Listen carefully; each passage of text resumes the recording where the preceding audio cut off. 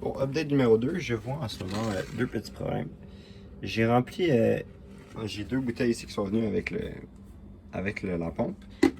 J'en ai vidé une et peut-être le deux tiers voire trois quarts de la deuxième. Et comme vous pouvez voir ici, le niveau il monte ben, très peu slash pas. Et j'ai suivi les instructions et tout, donc je me demande s'il y a un problème là-dedans, s'il y a quelque chose que je fais mal. Je vais vérifier sur des forums ou en ligne s'il y a quelque chose que je fais pas.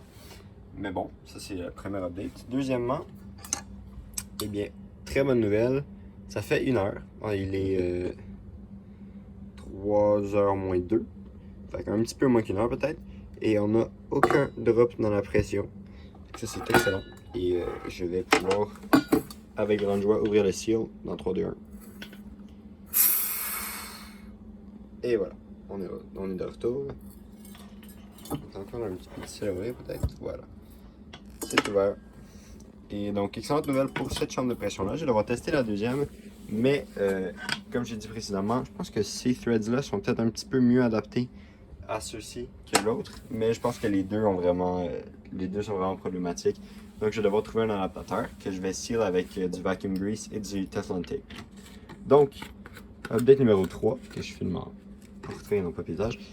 Voici la chambre qui va être voici la chose dans laquelle on va mettre l'aliment que je vais lyophiliser. Et voici la chambre dans laquelle je vais faire mon cold trap. Donc c'est cette chambre-là qui va être refroidie très très froid. Donc là je suis en quête d'un chaudron que je vais pouvoir, de la bonne taille en fait, que je vais pouvoir mettre ça dedans et qui va rester assez avec un petit gap. Là, par exemple ici, ça c'est un excellent exemple, je me disais. C'est ici on a un petit gap quand même, mais la chambre rentre parfaitement. Donc on n'aura pas besoin d'énormément de cryo fluid.